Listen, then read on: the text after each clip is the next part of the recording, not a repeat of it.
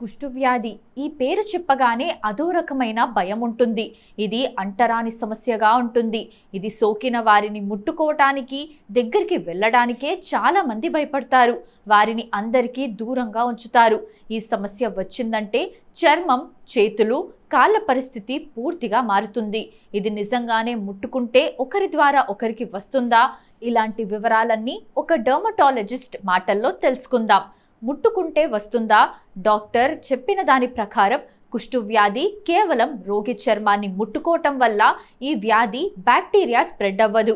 Shake hands ఇవ్వటం, కౌగిలించుకోవటం, పక్కపక్కనే కూర్చోవడం వల్ల వస్తుంది. ఇది ఎక్కువగా వ్యాధి వచ్చిన వారితో ఎక్కువగా ఉండటం వల్ల వారి ముక్కు, నోటి నుండి వచ్చే బిందువుల ద్వారా వస్తుందని చెప్పారు.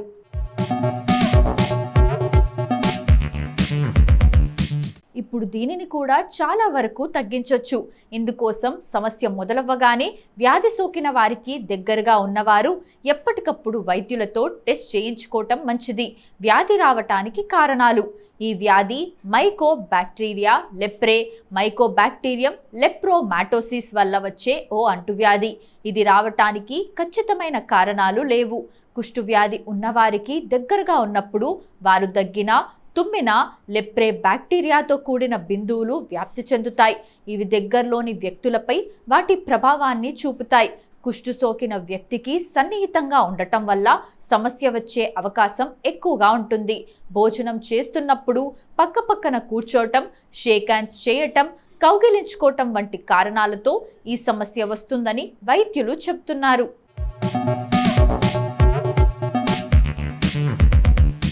లక్షణాలు: చర్మంపై ప్యాచెస్లా రంగు మారుతుంది.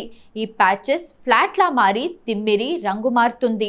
చర్మం మందంగా, గట్టిగా మారి డ్రై అవుతుంది. పాదాల అరికాళ్లపై నొప్పిలేని బొబ్బలు, ముఖం, చెవులపై నొప్పిలేని వాపులు, కనుబొమ్మలు, జుట్టు రాలటం, స్కిన్పై ప్రభావిత ప్రాంతాల్లో తిమ్మిరి, కండరాలు బలహీనంగా మారటం లేదా పక్షవాతం, దృష్టి సమస్యలు, మాట్లాడటంలో ఇబ్బంది, ముక్కు కారటం, చర్మంపై నోడ్యూల్స్, పాదాలపై నొప్పిలేని పూతలు, ముఖం, చెవి లోబ్స్పై నొప్పిలేని గడ్డలు, వాపు, చర్మంపై లేత రంగు మచ్చలు. ట్రీట్మెంట్: కుష్ఠవ్యాధిని తగ్గించవచ్చు. కొన్ని డేటా ప్రకారం గత 2 దశాబ్దాల్లో కుష్ఠవ్యాధితో బాధపడుతున్న 16 మిలియన్ల మంది సమస్య నుంచి కోలుకున్నారు. అయితే ఈ ట్రీట్మెంట్ అనేది కుష్ఠవ్యాధి రకాన్ని బట్టి ఉంటుంది.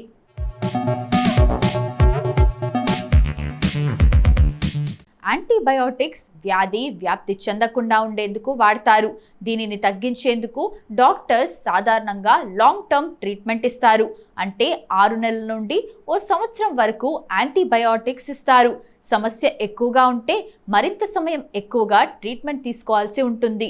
ట్రీట్మెంట్ చేయకపోతే, కుష్ఠవ్యాధికి ట్రీట్మెంట్ చేయకుండా వదిలేస్తే చర్మం, నరాలు, చేతులు, పాదాలు, కళ్ళు శాశ్వతంగా దెబ్బతింటాయి. దీని కారణంగా కంటి చూపు పోవటం, గ్లకోమా, ఇరిటిస్, జుట్టు రాలటం, పిల్లలు పుట్టకపోవటం, ముఖం వికారంగా మారటం, పురుషుల్లో అంగస్తంభన, ఇన్ఫెర్టిలిటీ, కిడ్నీ ఫెయిల్యూర్, కండరాల బలహీనత, చేతులు విడదీసినట్లుగా మారటం, కాళ్ళు వంచలేకపోవటం, ముక్కు లోపల సమస్యలు, చేతులు, కాళ్ళు సహా మెదడు, వెన్నుముక నరాలకు శాశ్వతంగా సమస్యలు. కుష్ఠవ్యాధి చాప కింద నీరులా విస్తరిస్తుంది.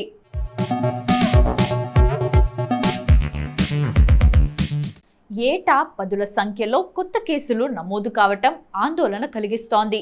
ఈ వ్యాధి నివారణకు ప్రభుత్వం చేపట్టిన అవగాహన కార్యక్రమాల ద్వారా వ్యాధి కొంతవరకు తగ్గుముఖం పట్టింది. కరోనా వైరస్ వ్యాప్తితో ప్రభుత్వం లాక్డౌన్ విధించడంతో సుమారు 8 నెలలుగా ఎలాంటి వ్యాధి గుర్తింపు చర్యలు చేపట్టలేదు. అయినా 2-3 నెలలుగా నిర్వహించిన సర్వేలో ఈ 7 కేసులు గుర్తించినట్లు వైద్యాధికారులు తెలిపారు. జాతీయ కుష్టు నిర్మూలన దినోత్సవంలో భాగంగా నేటి నుంచి ఫిబ్రవరి 13వ తేదీ వరకు పక్షోత్సవాలు నిర్వహించనున్నట్లు వైద్యాధికారులు తెలిపారు. కుష్ఠవ్యాధి సోకిన వ్యక్తిని సమాజంలో చిన్న చూపు చూస్తున్నారు. కానీ ఈ వ్యాధి ప్రమాదకరమైనదేమీ కాదని, ఇది ఒకరి నుంచి మరొకరికి సంక్రమించే వ్యాధి కాదని, దీనిని సకాలంలో గుర్తించి చికిత్స అందించడం ద్వారా వ్యాధిని నయం చేయవచ్చని జిల్లా టీబీ, కుష్ఠవ్యాధి నివారణ అధికారులు తెలుపుతున్నారు.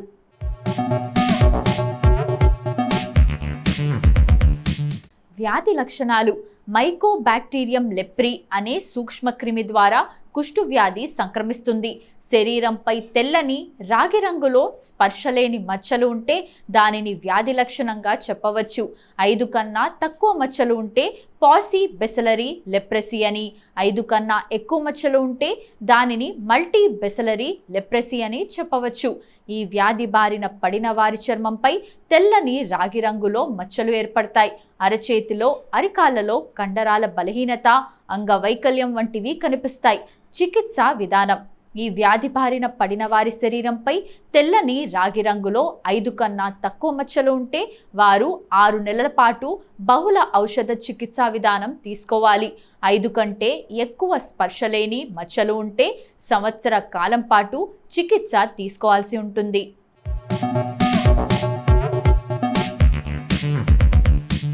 ఇప్పటి వరకు ప్రపంచ కుష్టు వ్యాధి దినోత్సవం గురించి మనకు తెలియని కొన్ని ఆసక్తికరమైన నిజాలు తెలుసుకున్నాం కదా.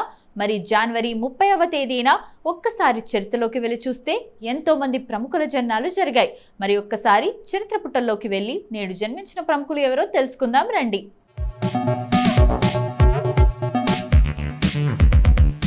ప్రియదర్శన్ సోమన్ నాయర్ భారతీయ సినీ దర్శకుడు, రచయిత, నిర్మాత. పలు భారతీయ భాషల్లో 90కి పైగా సినిమాలు తీశాడు. ఎక్కువగా మలయాళం, హిందీ సినిమాలకు దర్శకత్వం వహించాడు. తమిళంలో 6, తెలుగులో 2 సినిమాలు చేశాడు. ఆయన 1984లో మలయాళ సినిమాలతో తన కెరీర్ ప్రారంభించిన 2000 దశకంలో ఎక్కువగా హిందీలో సినిమాలు తీశాడు. తెలుగులో ఆయన తీసిన 2 సినిమాలు నిర్ణయం, గాంధీవం. 2007లో ప్రియదర్శన్ రూపొందించిన తమిళ సినిమా కాంచీవరం జాతీయ ఉత్తమ చిత్ర పురస్కారం అందుకుంది. భారత ప్రభుత్వం ఆయనకు 2012లో పద్మశ్రీ పురస్కారంతో గౌరవించింది. ప్రియదర్శన్ కేరళలోని తిరువనంతపురంలో సోమన్ నాయర్, రాజమ్మ దంపతులకు జనవరి 30, 1957న జన్మించారు.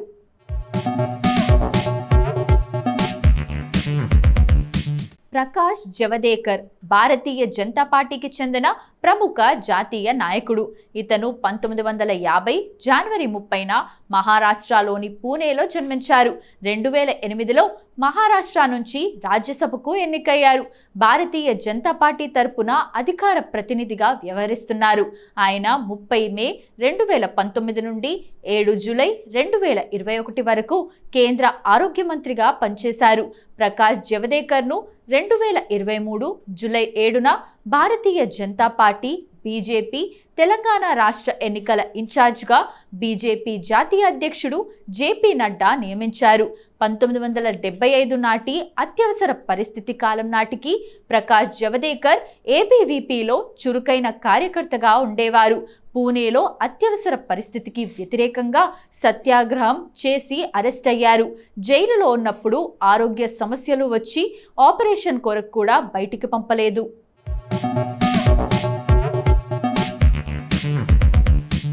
ఎస్ఎన్ గోయంకాగా సుపరిచితులైన సత్యనారాయణ గోయంక సుప్రసిద్ధ అంతర్జాతీయ విపశ్యన ధ్యాన గురువు.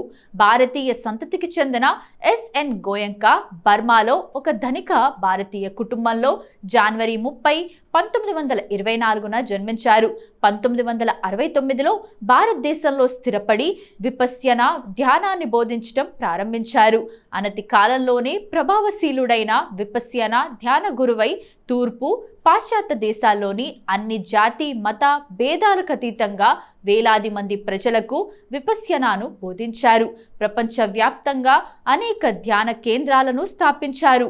విమోచనకు బుద్ధుని మార్గం జాతి, మత వర్గాలకు అతీతమైనదని, సార్వత్రికమైనదని, శాస్త్రీయమైనదని ఆయన చేసిన బోధనలు ప్రముఖమయ్యాయి.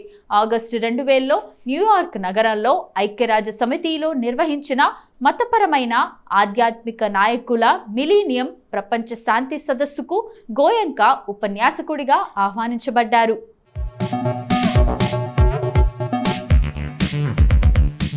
అనూప్ సోని ఒక భారతీయ నటుడు, యాంకర్. అతను నేషనల్ స్కూల్ ఆఫ్ డ్రామా పూర్వ విద్యార్థి. సోని తన కెరీర్ను సీహాక్స్, సాయా వంటి టెలివిజన్ ధారావాహికల్లో పాత్రలతో ప్రారంభించాడు. ఆ తర్వాత బుల్లితెరకు విరామమిచ్చి సినిమాల్లో నటించాడు.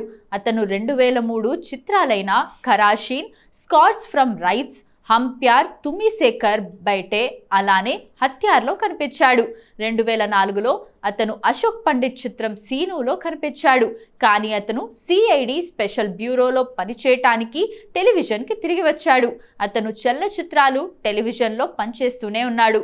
అతను గతంలో సోనీలో క్రైమ్ పెట్రోల్ సీరియల్లో పనిచేశాడు. అనూప్ సోనీ జనవరి 30, 1975న జన్మించారు.